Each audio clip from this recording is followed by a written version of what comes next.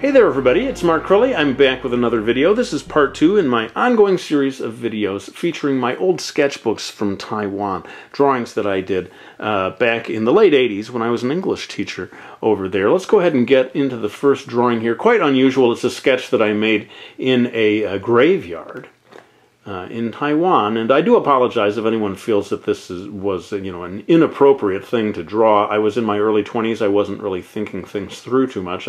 I just found myself wanting to draw anything that was emblematic of Chinese culture, and I found that the tombstones, the sort of layout and setup of tombstones in traditional Chinese culture was rather different from what I'd seen in the West, and I wanted to make a little record of it. And appropriate or not, I feel it turned out as a pretty good sketch, so I wanted to make sure I showed it to you in this video. All of these drawings were done with just an ink pen, direct onto paper without any pencil preparations. And this is sort of an interesting one. I do remember walking along a street and coming across this place where a guy did these traditional wooden carvings, really quite huge. I stopped and thought, boy, I should do a drawing of this. And it's sort of an interesting approach to really just focus on one part of the drawing and leave the rest of it sort of unfinished looking. I know I showed drawings like that in the previous video, but this one even more dramatically, zeroed in on just one particular part of the drawing. It's an interesting technique that you can choose to do, especially if you don't have the time or the energy to draw the entire scene.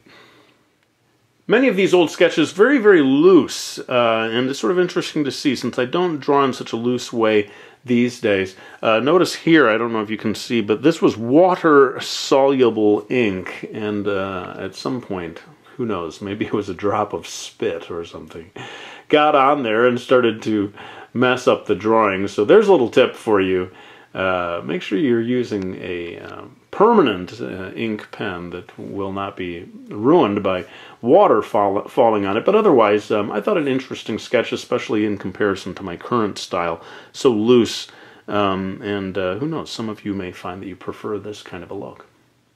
Here's a drawing of just some palm trees. Let's be honest, this could have been Florida rather than Taiwan. I'm not sure if you see any difference, but I thought since it's so rare in my videos to cover trees and things relating to scenery like that, I wanted to show this one. And who knows, maybe it's time for me to do another video that would focus more on drawing trees, nature, stuff like that. If you would like me to do such a video, please say so in the comment section.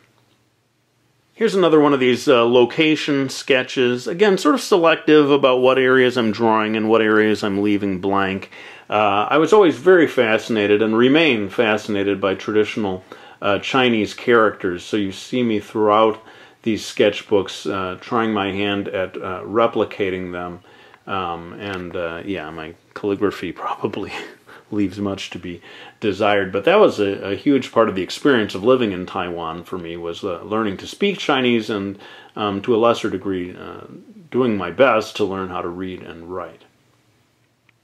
A lot of the drawings that I do in these YouTube videos are very polished, or at least I put a lot of time into them. I wanted to show you some of these sketches that, were not the result of so much time, not so much detail. Not sure I got the fingers right on the chopsticks there. It's very hard to draw people who are in motion. I'm sure those of you who have tried, you can sympathize that when someone is not posing for you, as I'm sure this kid was not, that constant motion can make it hard for you to get the details of the drawing right. Chinese food was, of course, a big part of the pleasure living in Taiwan. I believe that this is a homemade huoguo, if I'm saying that correctly, this sort of really delicious boiled soup kind of dish where you could, you would boil water in the middle and then you'd keep adding different things like meat and cut up pieces of corn cob and different things like that.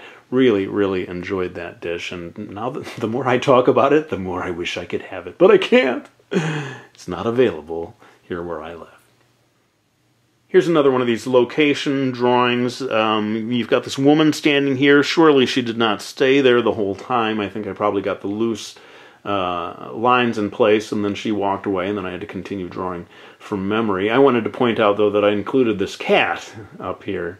Again, as sort of an attempt to get some living creature into the drawing while I still could. I'm sure the cat did not stay there for very long, and that's probably why the anatomy is all wrong. But anyway, it makes the drawing more interesting than if I had just drawn the buildings with no living beings inside.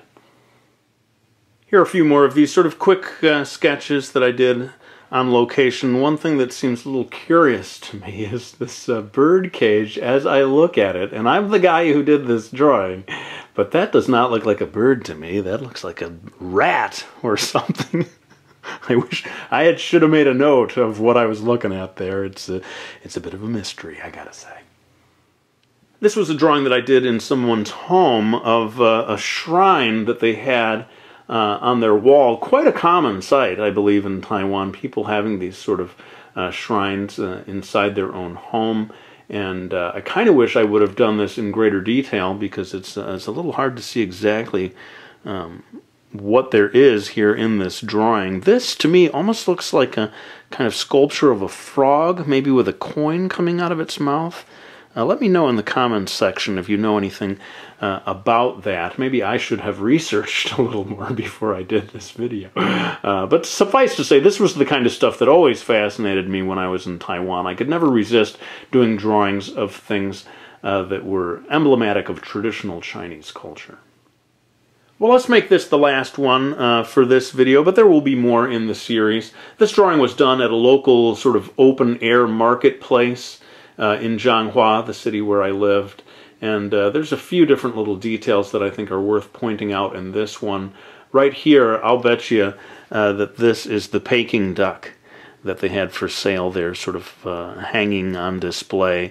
And over here I got the guy with his cleaver in hand. Those of you who have had a Peking duck, you'll know that they just cut straight through the bone, you know, in a way that you rarely see in the West. Really interesting. They must have super sharp blades to be able to sell the food. But yeah, basically like carry-out. You know, people I think would come by and buy their Peking duck and take it on home with them. And this silhouette here, I'm pretty sure, is a woman with a baby on her back. Quite a common sight. Certainly in those days. I feel like I didn't see that so much in the West. Very common sight in Taiwan. And I'm sure continues to be so today. Well, I guess it's time to wind this video down. I really hope you enjoyed it. I enjoy going back and looking at these old sketches, and they kind of inspire me to try a little more looseness in my current work. Watch this space. Maybe you'll see me doing looser drawings in my upcoming videos. But for now, let's go ahead and wind this one down. I want to thank you all for watching this video. I really hope you enjoyed it, and I'll be back with another one real soon.